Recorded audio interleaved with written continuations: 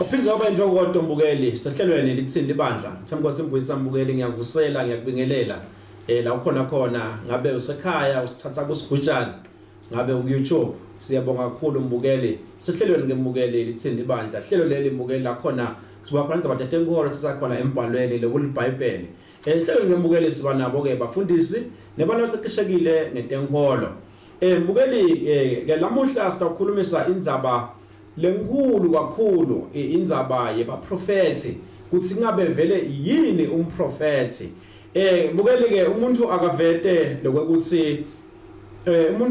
lokuthi mbukeli baprofethi bantu abadzala abaprofethi sibashayele ke sihlelo Litsini libandla bantu abadzala ngeke kuba busy ke bangabi khona ngenxa yemisebenzi lapha nalapha ngeke ke usema ke umsebenzi mbukeli sikhonile ke kuthola abantu abadzala abakhona kusiphendula kule mibuto lesababuta yona akuhambi ngedwana mbukeli njengenhlala yenda ukhona Apostle TM Maseko usuka lapha ebandleni Salvation Grace Kingdom Tabernacle International lapha eNyamane enhlangana unomdzala kahambi yedwana uhamba na Vice Bishop DV akashaba usuka lapha ebandleni Apostolic Gospel Church International eJojo enhlangano angicela ngawe Ncamane angivusele baba awuziyavusela mbuyisa muhle Jesu amen siyabonga siyajabula kuba kule ndzawo siyawukhulumisa lesihloko lesikhulu kangaka Nkosi amen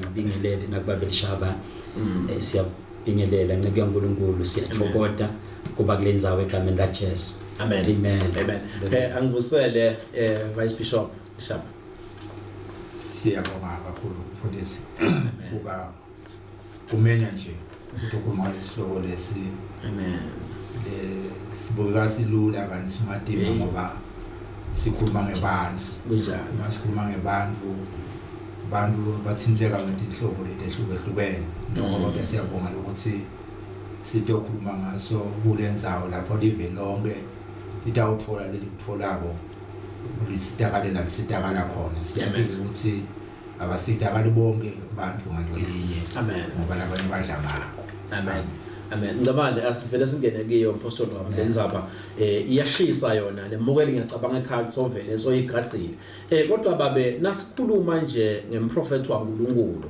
sisuke sikhuluma ngani baba amen nakaNkulunkulu umprofethi waNkulunkulu kahle ngumuntu lo namoya waNkulunkulu okhuluma inhlitiyo yaNkulunkulu okay so itholakala njani ke inhlitiyo yaNkulunkulu leBhayibheli nawufunza encwadzini yesambulo chapter number 19 okay verse number 10 ngoba tonke tintfo lethambelana naNkulunkulu kufuna isimi sempalweni kunjalo liveta emagama ukuthi umoya wemprofethi ubufakazi ngaJesu Kristu okay kanti lenzaba yemprofethi indzaba lekhona Jesu uma apha abantu uNkulunkulu nakaphana ngoba uNkulunkulu akaveli angaphi okay akuvela nje uNkulunkulu uyapha so nakapha uNkulunkulu babe uphana ngemvodzana okay so imvodzana yona nayiphana iphana ngekuthi lomnyabe ngumpostoli lomnyabe ngumprofeti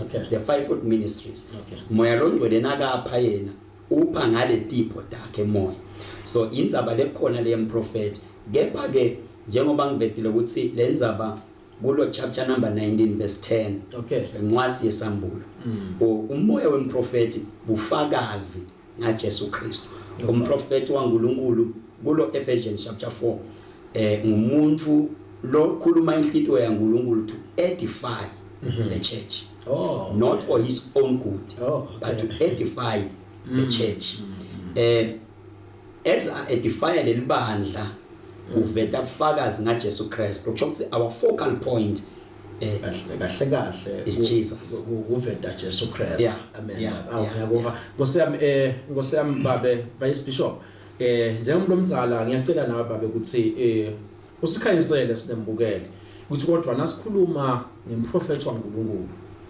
sisuke sikhuluma ngani baba masikhuluma ngemprofethi waNkulunkulu sisuke sikhuluma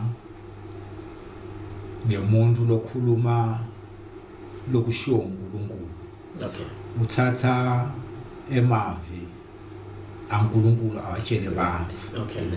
Uma ufunza encwadzini yaNumeri lapha lithi iBhayibheli Balaam tawufakwa emavi ankulunkulu emlonyeni.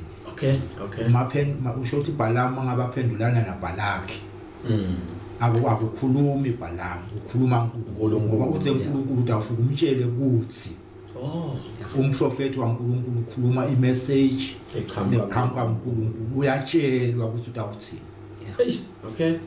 Babe usho ukuthi akakhulumi nje la kufunako ukuthi mhlambe nako uNkulunkulu uthe akakhulume lokhu wase nobona lokuyithi hayi man angete nganako waze wengena nathi le nkosi lithi ungangeti ungasusi. Okay. Uma sangeta so uphambene nensando yaNkulunkulu ukhuluma uzathi Balaam angikwati ukukhuluma lokunye ngaphandle kwalokhu lamtshele kona uNkulunkulu. Uma athi Balaki ngitakuniketa imali ngitakuniketa ini nani uthi kude ngitakutsatha kwakho because akangitsheli uNkulunkulu. Yo hayi inemandla njengane inemandla lapha mpostoli bathi lapha ema-ofisini enu lapha lama office bathi kunele office lemprofethi ngicela sichazele ke nangumbukele ekhaya babe nanalibandla la Kristu kuthi sizobe sikhuluma ngani nasikhuluma ngale office lemprofethi. Buyisa actually nasikhuluma ngene-office sikhuluma ngendzawo yokusebenza. Okay. So indzawo nakuthiwa office indzawo la umuntu atawusebentela khona ende umsebenzi tsite kuleyo ndzawo. Okay. So nasikhuluma ke ngel-office lemprofethi kahle indzawo la kunemprofethi khona. Wendani umprofethi lapho njengoba babelishaba la Bishop sekavedelela ukuthi ukhuluma inhlitiyo yaNkulunkulu. Na ufunza incwadi yemakhosi sahluko number 22 makhosi ekuqala. Kunale indvodza lapho ligama layo uMikhaya. Yona ke bengumprofethi waNkulunkulu. So sekunabaprofethi baAhab la. Okay. So the office la Mikhaya noma indzawo yaMikhaya bekukusebusithekeni in the secret place. Okay. Esigungwini saNkulunkulu. Okay. Kusho ukuthi the office lemprofethi lisenhlitweni yaNkulunkulu. So waze kwangabi senhlitweni yaNkulunkulu. So lo mprofethi loyo so senzaweni yakhe. Kungabo sithi Jesu wenda labanye baba prophet of Jesu yabathatha abafake enzaweni laba ngakhona kuthola khona le ndzaba yakhe uNkulunkulu lesenhlitweni yaNkulunkulu. Lokusho ukuthi babe kafishane akusilo noma ngabe ngibani lo ngaba umprofethi. Akusuye noma ngabe ngibani lo ngumprofethi. Lo ngumprofethi wonke umuntu angaba naso sipho seprofethi. Okay. Kepha akusuye noma ngibani lo ngaba ngumprofethi. Futhi awusuye umprofethi ngoba sewuprofethile noma sewukhulumile. Ngaba nje ngumprofethi uze wendlule emhlabeni uliqedze libanga lakho wakhuluma lokho. Ngiyacela nawe Bishop wami ukuthi ukhansele umbukeli nawe kunale sikhuluma ngako ukuthi linale office sikhuluma ngani sikhuluma ngale office the prophet. Mhlawumbe njalo apostoli sakhulumile babe maseko la. Yindzawo lapha asebentela khona lo mprofethi. Ngova kahle baba. Manje lendzawo ngazi ukuthi iyadzinga umuntu lomati kahle umprofethi. Uma ufunza incwadi ya 2 Chronicles uthi angithi chapter 18 ngesikhathi Ahabi acela Jehoshaphat ukuthi bayomelekele lempilo. Uthi Jehoshaphat ku Ahabi asibute uNkulunkulu yoqala singakakhuphuki. Uyababita Ahabi baprofeti labangu 400. Ngova kahle. Bafike bakhuluma livi linye ukuthi hambani uNkulunkulu nani indawo ngcono. Ngova kahle. Mabaceda kuprofeta laba labangu 400 uthi Jehoshaphat sekude yini umprofeti wasimakathe lesingabuda kuye lenza. Sebaprofethile laba labangu 400. Kusho ukuthi Jehoshaphat abelati office lemprofeti abemati umprofeti waNkulunkulu ukukhuluma kwakhe. Bakhuluma laba labangu 400 ukuthi Jehoshaphat akazange velutho.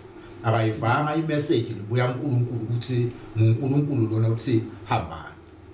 ngosami lapha bishop besikhuluma nga400 abantu 400 abantu but waba yedwana yeah Mikhaya wakhamba yedwana uyasho ahambe uthi ukhona manje ngiyamtonza yeah ngoba kude lokuhle la kakhuluma ngami Hayi ngiyabonga kakhulu lekusho ukuthi vele lapha ngamakeleka ukuthi umuntu akudonze ngiyacela baba singene kiyo iprofesi kuthi vele iprofesi yona iyini le iprofesi ngicela sifunze ke leli encwadzini ya Jeremiah chapter number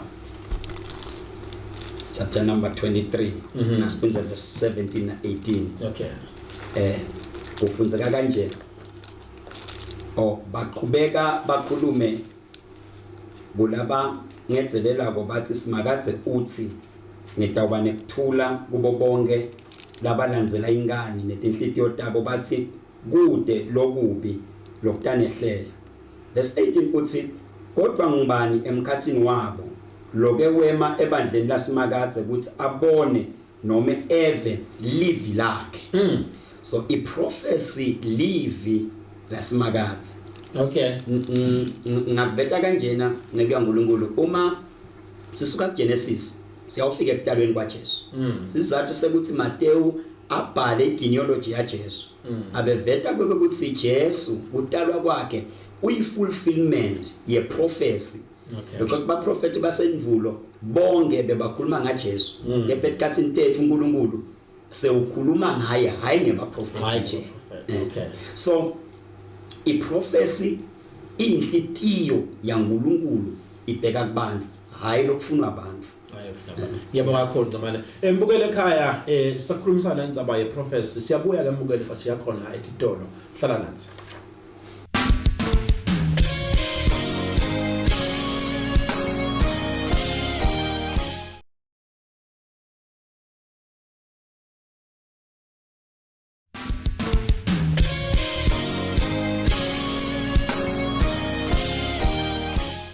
Angobukele Moses nomsakazo wakho Eswatini TV. Sehlelo ngembukele Litsini libandla. Lamhla ke mbukele sikhulumisa indzaba nje ukuthi ngabe vele uyini umprofethi. Yini vele umprofethi. Mbukeli ke lapha ngihamba lebantu labadzala lapha siyayidzingiza nje lendzaba lapha ngosiyame bishop wami leshaba. Nasihamba sayitolo besikhulumana ngcambane esikhuluma indzaba yeprofesi. Ukuthi ngabe vele iprofesi yini uvetile ke ngcamana lokuthi iprofesi ulomuntu wakati khulumeli but ukhuluma inhlitiyo yaNkulunkulu ngiyacela babe nawe bekhona lokushoko ngayo indzaba yeprofesi baba siyabonga baba iprofesi imessage nevela kuNkulunkulu amen akhulume umprofeti okay le message isuka kuNkulunkulu ita kumprofeti umprofeti kufanele bese sotshela abantu ukuthi uNkulunkulu uthi kuyenteka ukuthi le prophecy mangabe asakhuluma uNkulunkulu nalomprofeti mawubuyele emuva encwadini yaDaniela kukhona iprofesi la khuluma ngayo uNkulunkulu uDaniela wagula Daniela aguliswa ngulembono labeyibona kule vision yale prophecy wase uthi ke uNkulunkulu ungakhathateki Daniela vala akusiko kwalesikhathi ndawuvulwa ekugcineni kwesikhathi bese sekuvulwa incwadi yesambulo so powerful uNkulunkulu wathi vala Daniela cha inkosi yabi lapha ngenxa yesikhathi nje babe ngiyafisa ukuthi ngabe siyayikhulumisa lento ngiyayiva lokuthi balabadzala niyayati lendzaba futhi niyayiconza kahle intolo lapha ngabale sikhule kunebabholofidi kulamanye emabandla noma emasonto but lamuhla saseva kakhulu ngebabholofidi saseva ngebaprofeti ngiyacela ngamane ukuthi mhlambe nangumbukele ekhaya mhlambe unawo lo mbuto lokulesinawo nathi umane nje umchache babe ukuthi ukhona nivele omehluko na ukhona nginanga yeah Buyisa indzaba lekhona le asisicale nje sivetele ukuthi kahle nasibuka lendzaba yeprofesi iprofesi lakiyo inetinto letimbili ine foretelling ne forthtelling so i foretelling sikhuluma ngokuthi kutawendekani sikuthatha enhlitweni yaNkulunkulu. Okay. Kungakho ngasemuva abaprofeti basemuva bebakhuluma ngaJesu bonke bebapointa kuJesu. So Jesu nakafika yena ne-fulfillment bekutawusho ukuthi seyagcina i-foretelling but akayiqinisanga i-foretelling ukuthi phinze abavete abaprofeti but baprofeti nyalo banemandla ku-foretelling. Okay. So babolofiti lokulebe sikwati itolo ufake ikhathi tangoma nako konke lo because umuntu ungumprofeti waNkulunkulu ngoba athatha uNkulunkulu. Okay. Umprofeti wemanga ngoba athatha angathathi kuNkulunkulu. Lokho ukuthi sangoma singumprofeti. Yes. But asisuye umprofeti waNkulunkulu. Okay. Sibese ke sesithi ngumprofeti wemanga. Bona wabo umsebenzi omkhulu because basitha Jesu ukuthi ufikile. Bema kakhulu ku foretelling. I mean ku foretelling. Bama fortune tellers. Okay. So uma avela nje yena lata kukhuluma ngilabafuna abantu kukufa. Hayi labadzinga kufa. Vela uNkulunkulu. So bayakwati lokufuna kuviwa abantu. Abakwati uNkulunkulu. La dzinga ukuthi kuviwe abantu. So that's the main difference. Okay. That's the main difference. So uma sibuka embhalweni kunale verse ngeke ngalifunza lalo chapter number 23 wa Jeremiah. Okay. Baya prophet abathi uNkulunkulu utside because bona babolofiti noma ke the false prophets nangabeka ngesilungu ba more ekutheni singabachaza njani abantu. Okay. Kunekuthi singamchaza njani uNkulunkulu. So that's the difference in their language. Cha ngiyabonga ngiyacela bishop wami nawe ube khona lokushoko sakhuluma isalo mehluko nje wembolofiti nemprofeti uthi kabe yini vele umehluko baba? Umehluko umbolofiti ekhuleni kwethu nje. Bekumuntu lotshela lomunye umuntu either amtshele ukuthi ugula nje uguliswa abantu. Loyo ngibani? Ungazuthi awuphumeleli nje uvalwe ngibani. So umprofeti akusiye umprofeti nomprofeti akufanani. Ngoba umprofeti sithi letha imessage levela directly kuNkulunkulu. Kodwa njengalo sashilo lapho umfundisi ukuthi lo mprofeti yena ubuka ukuthi labantu bafunani. Bese sokhuluma lokufuna laba ngeke ngiyayithanda. Njalo iBhayibheli liveta lapha encwadini yaTimotheo lokuthi labantu batifunela abafundisi babo labatawukhuluma lokukhanukwa ngebo. Bese soyamachubeka lapha uthi babalekela liqiniso. Okay. Which means labantu iqiniso ngeke ukuthi bayalala but abafuni lokuvala iqiniso bafuna ukuvala ukuthi abagidagidi. Lokusho ukuthi bamtshela lo muntu ethine ungasiprofeti ke lokho wena nje khuluma ngana ngaba kuba mfundisi uma ngabe mina nje kude mhlambe bekusekhona lo prophet amba kodwa bekungendeki ukuthi baprofetane bona bodwana kanti siyadati lento zabatanga la prophet ngaphansi kodwa ngeke basho ukuthi wena wende ukuthi ngiyabonga kakhulu nkosamba Shaba nkosami ngicamane kuyenteka yini ukuthi iprofesi kube ngilengamjabulisi lo labo prophet wabo ngoma sikhathi esiningi sisikhanzele ukuthi kuba ngilokuhle kuphela nje yakwendeke ikhulunywe ngalokuhle ngalokubi. Siyabonga uNkulunkulu. Yathi kunalendzaba lesike sayithinza sina bishop la yamikhaya nalaba prophet laba 400. So laba prophet laba 400 betana kukonke lokumnanzi inkosi lethanza kufa. Okay. Ati Mikhaya usivetela imfihlo yokuthi baba ngoyini kutana lokumnanzi. Uthi bengathi ngisenzaweni lesekhathi nekhathi phambi kaNkulunkulu kwaba nemoya lothi wona utawukhona kumunga haphi ngokuthi ayowenda abaprofeti bakhe babe baprofeti bemanga. So laba prophet ba Ahab bakhuluma lokuchaza Ahab. Okay. Mikhaya ukhuluma lokuchaza 400 bakhuluma lokuchaza Ahab bayakwazi ukumchaza Ahab. Okay. Yes. Then Mikhaya uta nalokungamchazi Ahab and Ahab uyamenyanya. Lokusho ukuthi uma lona lo prophet wakho kuyi prophecy uNkulunkulu ukhuluma nakuthandzako udzabula inhlitiyo yokuvela kuphenduka but uma sekuvela kuhle kuphela asengivete nabo mboyisi luqobo luyamphakamisha umuntu but ngatimulo iyamthobisa umuntu kusho ukuthi umuntu lo maphambi kwaNkulunkulu uyaphela so kuba bede la kufunela kona akamtsheli umuntu lokufunwa ngumuntu umtshela lokufunwa nguNkulunkulu so iProphecy iyamdzabula umuntu ngalesinye isikhathi ngiyabonga kakhulu nkosiyami vice bishop wami ngiyacela nawe babe ukuthi kube khona amagama lo washoko sisabuka nje na iProphecy ukuthi kuyendeka indvele ingamjabulisi nangumuntu lo prophet wabo ngoba phela kuyakhulunywa lokuhle kodwa receive the car receive job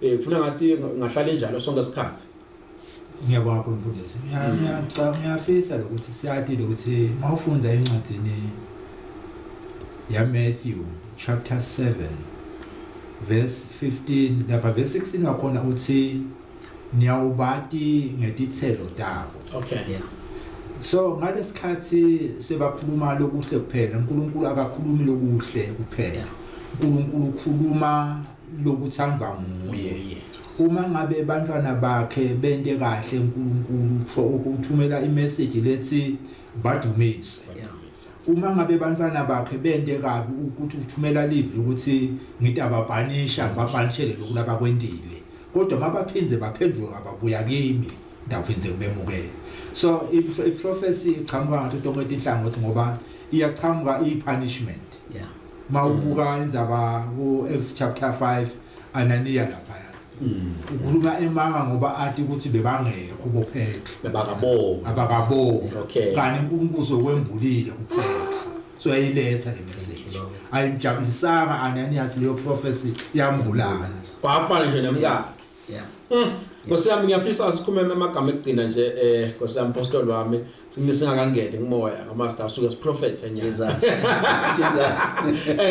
ngiyafisa babe ukuthi ngabe vele kule fivefold ministry le ukwayiveta nje ukucaleni lana sikhuluma ngabe umuntu ubona ngani ukuthi yena umprofeti